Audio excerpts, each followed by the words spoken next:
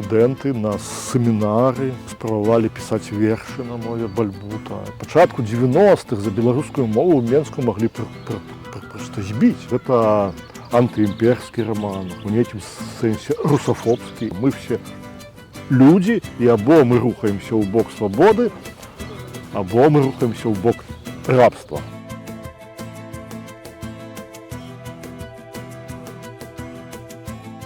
Для рамана «Сабакі Еўропы» вы стварылі штучную мову бальбута. Як да вас прыйшла гэтая ідэя?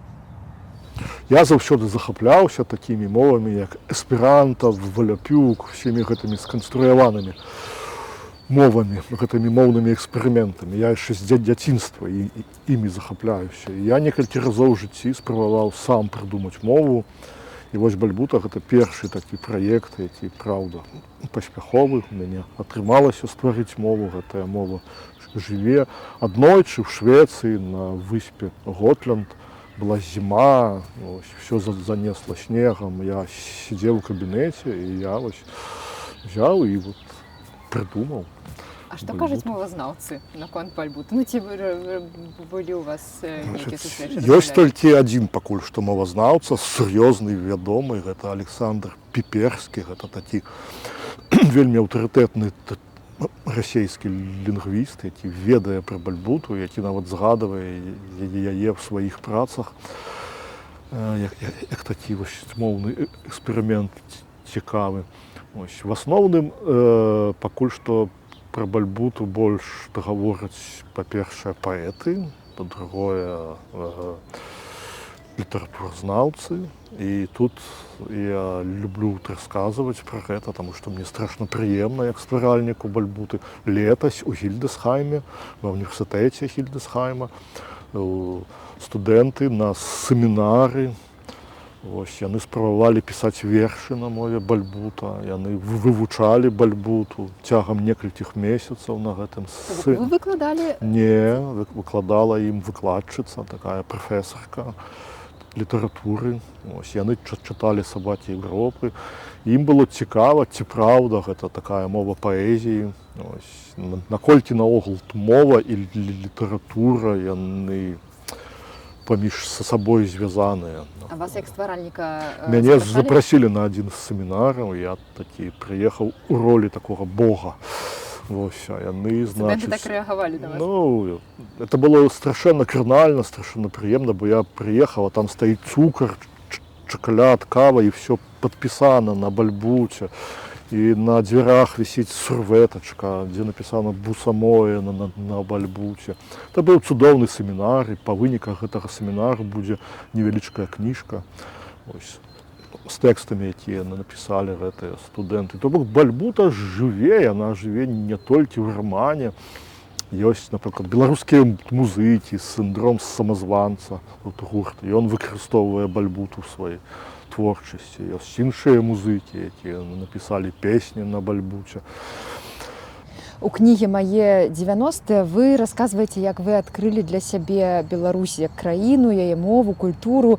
Узгадайце, калі ласка, як гэта было? Гэта быў канец 80-х гадоў.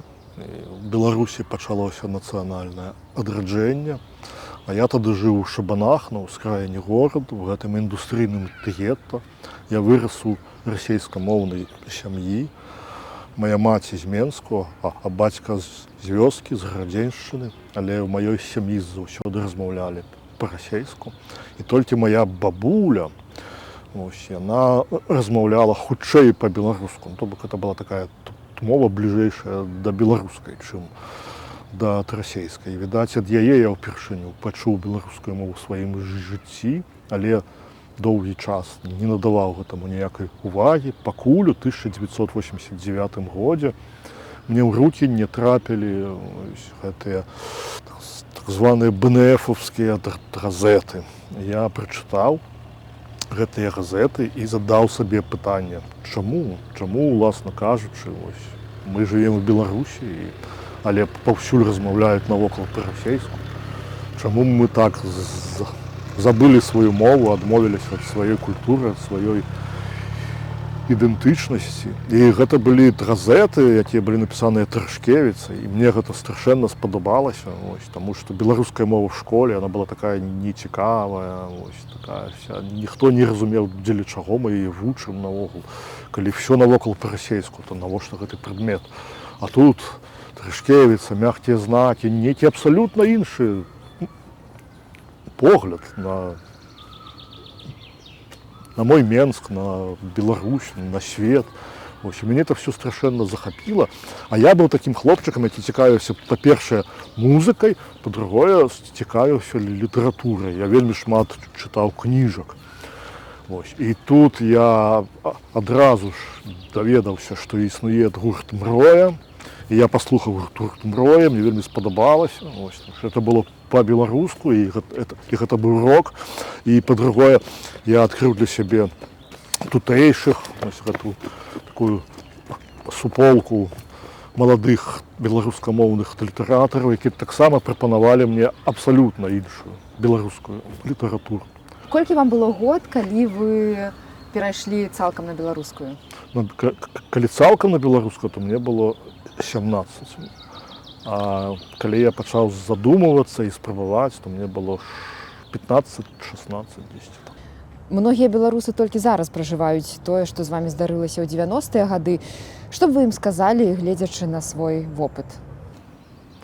Калі беларусы хочуць вывучаць беларускую мову і сапраўды размаўляць на ёй, як кажуць, у жыцці, то тут я магу параіць толькі адно: чытаць беларускую літаратуру, добрую беларускую літаратуру, добра адрэдагаваную беларускую літаратуру, таму што гэта мой асабісты прыклад. Я пачаў чытаць беларускую літаратуру, і так я вывучыў беларускую мову, і так я пачаў на ёй гаварыць і потым пісаць. То бок няма лепшага спосабу. Вам тады было 17 гадоў, а многія апынуліся ў гэтым пошуке ў даволі сталым узросце. Я магу сабе ўявіць, што гэта такі балючы вопыт. Як справіцца з гэтым болем? 17 гадоў гэта таксама вельмі складаны ўзрост. Гэта ўзрост, калі мы шукаем аднадумцаў, калі там маладыя людзі, падлеткі, там юнакі, дзяўчаты збіваюцца ў зграі. Ось, калі нам страшна патрэбнае прызнанне ад іншых людзей. Ось, і таму для мяне гэта быў таксама вельмі балючы працэс, бо ты фактычна, пачынаючы размаўляць па-беларуску ўвесь час з усімі, ты адразу робішся белай тваронай. Ты супрацьпастаўляеш сябе астатнім, і ты застаешся адзін. Фактычна, і ты мусіш сам адзін супрацьстаяць гэтаму свету і ўвесь час адчуваць гэтую сваю іншасць. Гэта вельмі траўматычна, таксама і для маладых людзей. Але я з вамі згодны, для пажылых людзей гэта не менш складана, безумоўна. Я спачатку, можа быць, паразважаю над тым, што гэта такое для маладога чалавека, таму што мне было важна ў той час, мне быў важны гэты пратэст, гэты бунт. Мне гэта прыносіла вялікае задавальненне, што я такі адзін. Вельмі характарыстычна для таго ўзросту. І ў той час гэта насамрэч было значна больш небяспечна, чым цяпер, таму што пачатку 90-х за беларускую мову ў Менску маглі проста збіць, просто напасці і збіць. Я дзесьці з канца 90-х я гэтага ўжо ў Менску не назіраў і не адчуваў. Што ў 25-м годзе адбываецца, я сказаць не магу там з беларускай мовай. Але ў маім жыцці гэта было так. І, напрыклад, для гэтага сапраўды была патрэбная вялікая смеласць. Вось ты едзеш у перапоўненым аўтобусе, серабранкі шабаны, і ты размаўляеш з кімсьці, размаўляеш па-беларуску. Весь аўтобус глядзіць на цябе, весь аўтобус, там хтосьці кажа: «Ой, там, спасибо тебе, мальчик, за там беларускі язык», але там палова аўтобуса глядзіць на цябе з нянавісцю. І гэта было, праўда, складана, і ты ўвесь час у крамах, там дзесьці, ты ўвесь час уступаў у нейкія канфлікты з людзьмі. Але, мне здаецца, потым гэта змянілася. Прынамсі, Вот я вернуўся ў Менск 2013 і жыў там 2020 з Юляй, і я ніколі не сустракаў такіх людзей, якія тварожа паставіліся. Наадварот, у Менску вельмі прыхільна. А дзеля чаго ўвогуле патрэбен увесь гэты пошук і поль? Я думаю, што у чалавека ёсць нейкія першасныя патрэбы. Это патрэба ў ежы, там, нейкай цеплыні, у разуменні. Ёсць патрэба ў самаатрэалізацыі. Але ёсць значна больш важныя патрэбы, якія, праўда, яны робяць нас людзьмі. І чалавеку важная ягоная нацыянальная ідэнтычнасць, бо яна адказвае на пытанне, хто ты, дзе ты, і у якім ты часе і навошта. Калі гэтай нацыянальнай ідэнтычнасці няма, то чалавек пражывае такое насамрэч вельмі нецікавае жыццё. Нам, я думаю, всім патрэбныя гэтыя выклікі, патрэбныя гэтае супрацьстаянне для таго, каб мы рэалізоўваліся не як біялагічныя істоты, а як жыхары гэтай цывілізацыі. Магчыма, так. Я не веру абсалютна, што Беларусь без беларускай мовы яна можа існаваць як асобная краіна. У нас ёсць сапраўды толькі два шляхі: або з беларускай мовай у Еўропу, або без беларускай мовы ў Расею, каб растварыцца проста там.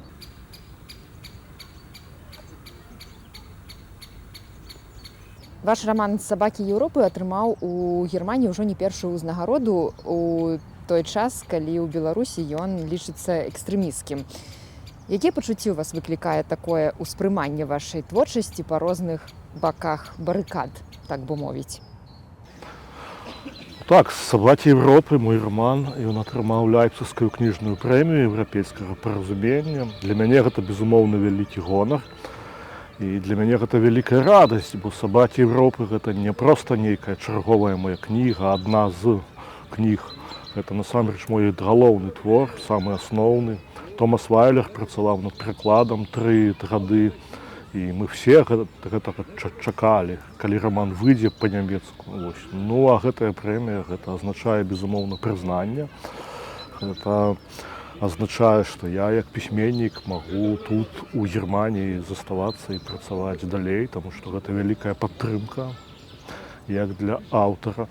Я не ведаю, гэта, напэўна, таксама для мяне гонар як для беларуса, як для беларускага пісьменніка, таму што все-таки беларуская літаратура, яна не надта вядомая ў заходняй Еўропе.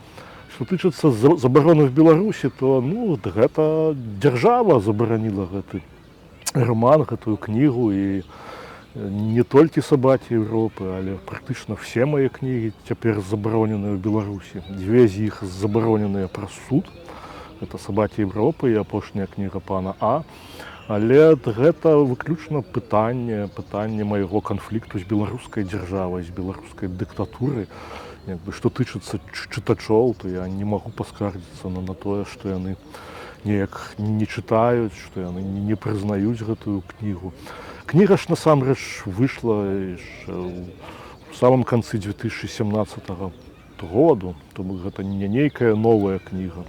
Я думаю, што беларусы паспелі яе ўжо прачытаць, яны добра знаёмыя з ёй, і все тыя падзеі, якія адбыліся пасля 2020 году з гэтым раманам, гэта насамрэч вельмі цікавая гісторыя. Я думаю, што я мог бы напісаць ужо цяпер такую кнігу пра сабакаў Еўропы, пра ўсё тое, што з гэтай кнігай здарылася за 8 гадоў, і гэта была бы кніга не менш цікавая за сам раман. Але рэч у тым, што ні я, ні мой выдавец Андрэй Янушкевіч, які перавыдаў «Сабакаў Еўропы» ў 22 годзе, мы не былі запрошаныя на гэтыя суды, на гэтыя разгляды. Мы насамрэч не маем так шмат інфармацыі, і дагэтуль застаецца незразумелым, з якіх все-таки прычын кніга абвешчаная экстрэмісцкай. якія як бы, А як вы сабе гэта тлумачыце? грунтаванне. Гэта проста канфлікт дзяржавы з вамі асабіста ці з творам? Ці з творамі? Я думаю, што дзяржава ўспрымае мяне як такога патэнцыйна небяспечнага аўтара, як варожага ёй аўтара, і таму сабакі Европы гэта, ну, яны, я думаю, трапіліся пад руку просто ў той самы час, калі дзяржава абвясціла наступ на незалежную беларускую культуру. Але я мяркую, што ёсць і іншыя прычыны. Вось, напрыклад, гэта кніга напісаная Тарашкевіцай, напрыклад. Вось, а гэта ўжо для дзяржавы, для всякіх камісій па экстрэмізме. Вось, гэта ўжо знак, што гэта штосьці антыдзяржаўнае, штосьці такое, што варта забараніць. Ну, я не ведаю дакладна, ці прачыталі цэнзары гэты раман. 900 сторонак, ці яны прачыталі? Магчыма, яны ўсё-такі азнаёміліся з кнігай. Я не ўпэўнены, што яны дачыталі яе да канца, але, ну, магчыма, пару частак або некалькі сторонак яны прачыталі. І магчыма тое, што яны прачыталі, ім вельмі не спадабалася, таму што насамрэч «Сабакі Европы» гэта вельмі палітычны раман. Там я даю нейкую такую візію будучыні Беларусі, вельмі несуцяшальную. Гэта антыімперскі раман, гэта у нейкім сэнсе русафобскі і антырасейскі раман. І я думаю, што гэта яны заўважылі. У Германіі, нягледзячы на тое, што краіна падтрымлівае Украіну, вельмі далёка да русафобных настрояў. Мне здаецца, што грамадства тут стараецца праводзіць межу паміж дзяржавай Расіяй і грамадзянамі. Як нямецкія чытачы рэагуюць на гэту, як вы кажаце, русафобію ў вашым творы? Так, такія настроі ёсць. Сапраўды, у Германіі хапае і пуцін-ферштейраў, і ёсць пэўны сантымент да Расіі, і гэта гістарычна вытлумачальна. На «Сабаках Европы» в нямецкім перакладзе выйшла шмат рэцэнзій.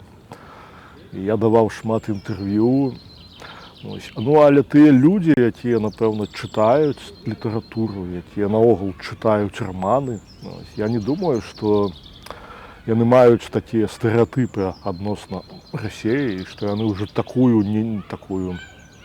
пазіцыю займаюць у дачыненні да Расіі, што яны яе падтрымліваюць. Не, я думаю, што большасць немцаў проста хоча разабрацца і зразумець, што адбываецца ва ўсходняй Европе, што адбываецца ў Расіі, Беларусі, ва ўкраіне. Людзі шчыра спрабуюць разабрацца, і я думаю, што мой раман тут можа ім дапамагчы, бо «Сабакі Европы» сапраўды прапануюць ім такую даволі нечаканую візію Европы, то бок можна паспрабаваць зірнуць на Европу з усходу, з Беларусі. І гэта той ракурс, які немцам не надта знаёмы.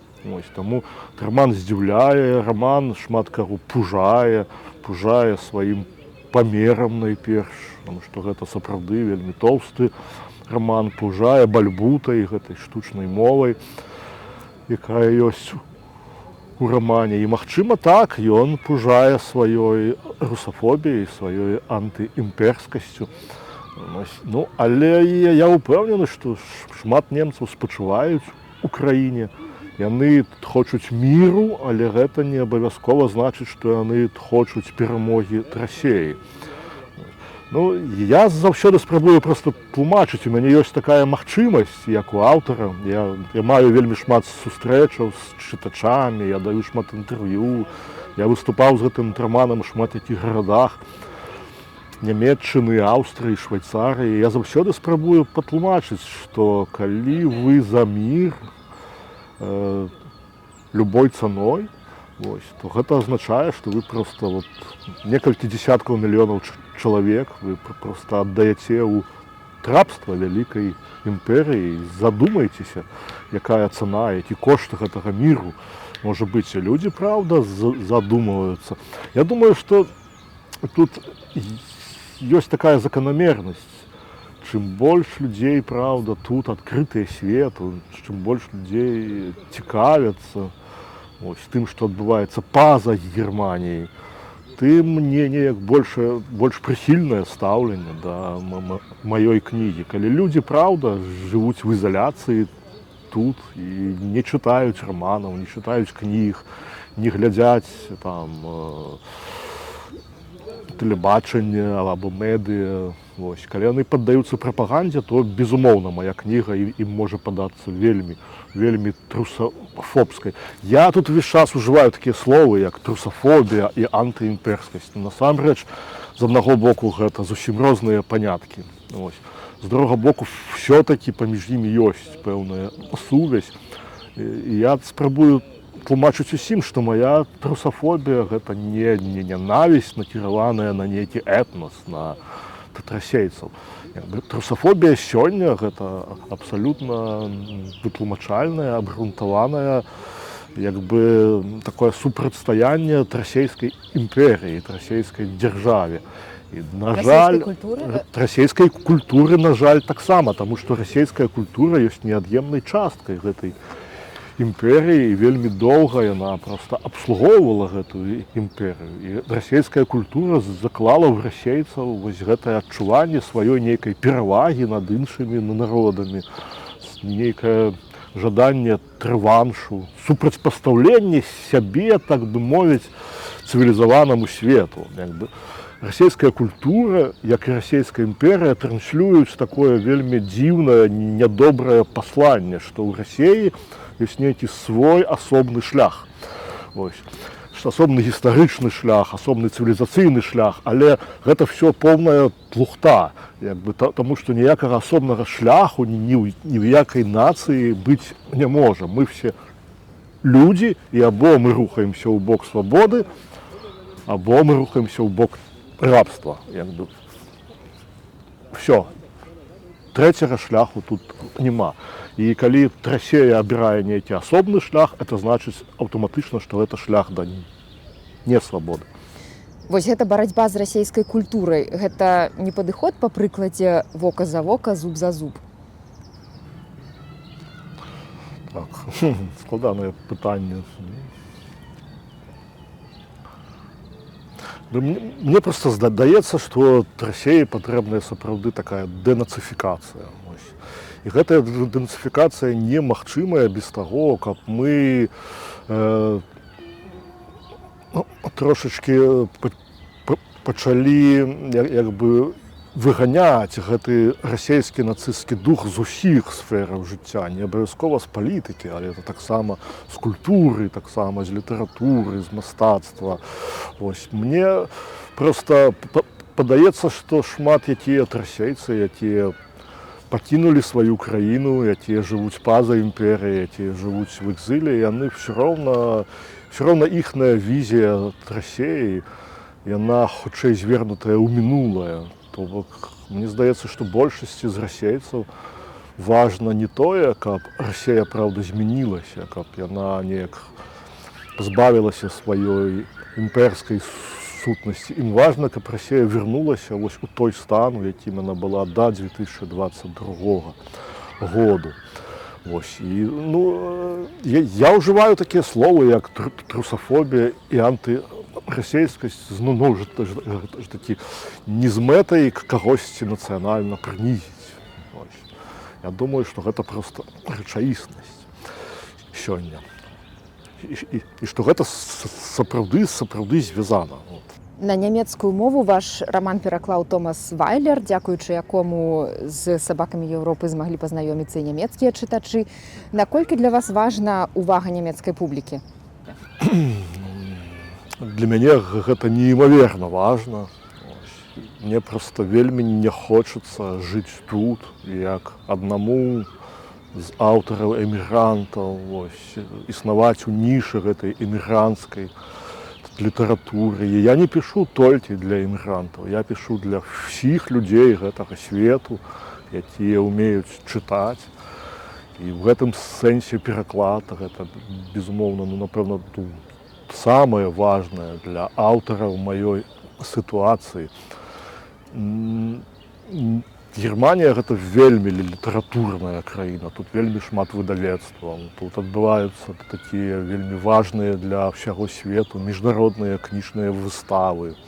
Тут вельмі развітая літаратурная крытыка, тут вельмі шмат чытачоў. Германія гэта вельмі добрая краіна для любога пісьменніка, калі ён праўда марыць пра поспех, калі ён мае нейкія амбіцыі.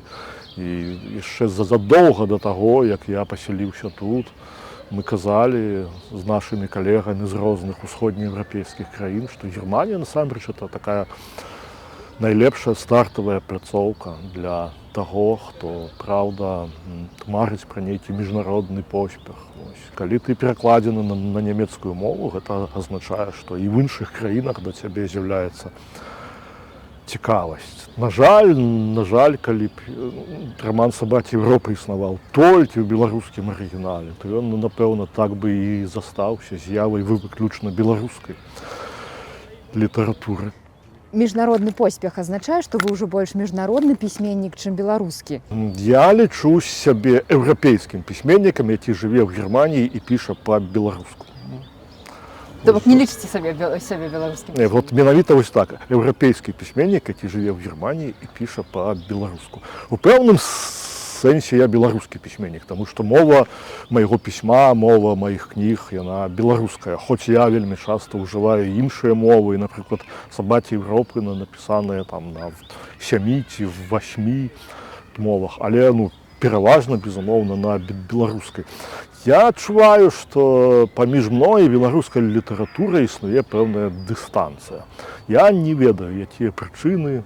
Яна заўсёды існавала, ці яна з'явілася ў апошнія гады эміграцыі? Яна з'явілася задоўга да маёй эміграцыі. Я б сказаў, што можа гадоў 15-20 яна існуе, і гэты разрыў паміж мной і беларускай літаратурай, ён увесь час расце, я гэта адчуваю, і гэта, напэўна, заканамерна. Нічога тут трагічнага такога няма. Напрыклад, сёння я жыву ў Берліне, апошнія 4 ці амаль 5 гадоў. Мы з Юляй Тимофеевай, пісьменніцай, маёй жонкай, мы жылі в Аўстрыі, мы жылі в Швейцарыі.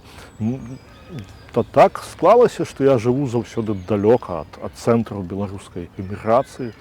Насамрэч, я не надта добра, напэўна, са сабе уяўляю, як жыве беларуская дыяспара ў Польшчы або ў Літве. Безумоўна, я наведаваю час ад часу і Польшу, і Літву, і выступаю там.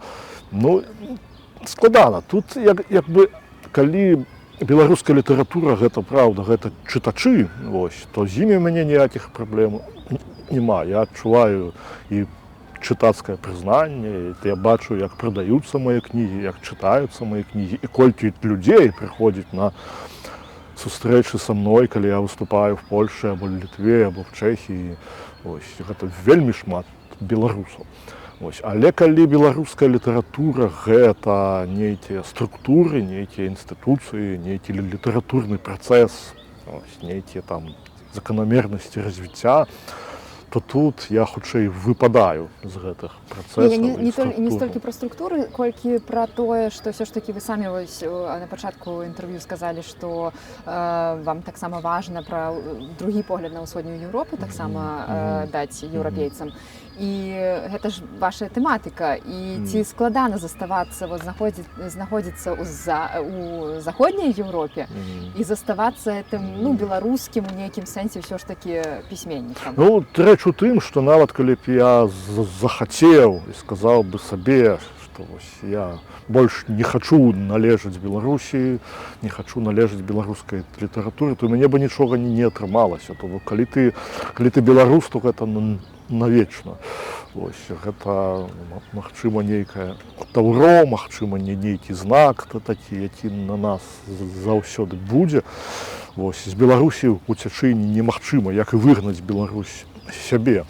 Але пытанне ў тым, што такое Беларусь. То бок для мяне Беларусь ніколі не была нейкай такой асобнай тэрыторыі з пэўнымі межамі. Ты стаіш тут, ты ў Беларусі, а ты пераехаў праз мяжу, і ты уже не ў Беларусі. Беларусь, праўда, гэта нешта большае за пэўную тэрыторыю, за пэўную дзяржаву. Беларусь гэта найперш для мяне гэта вялікая прыгожая ідэя. Гэта ідэя такой вось вольнай еўрапейскай краіны, вось, якая, магчыма, яна нават не абавязкова мусіць існаваць як дзяржава. Ось, тому што дзяржавы ў свеце яны з'яўляюцца, яны знікаюць. Ось, гісторыя такая безлітасная штука. Ось, я абсалютна за беларускую незалежнасць. Я спадзяюся, што Беларусь будзе яе захоўваць. Ось, хаця сёння яна яе, па-мойму, імкліва страчвае. Ось. Але я не магу сказаць з упэўненасцю, што Беларусь як незалежная дзяржава будзе існаваць праз 50 гадоў, праз 100 гадоў. Цалкам магчыма, яна знікне. Але важна, каб заставалася ідэя Беларусі. І я цяпер часта шмат якіх інтэрв'ю параўноўваю Беларусь, праўда, з нейкай лятучай выспай, такі вот лятучы востраў, якому на зямлі месца няма, ось, які проста вот ляціць невядома куды.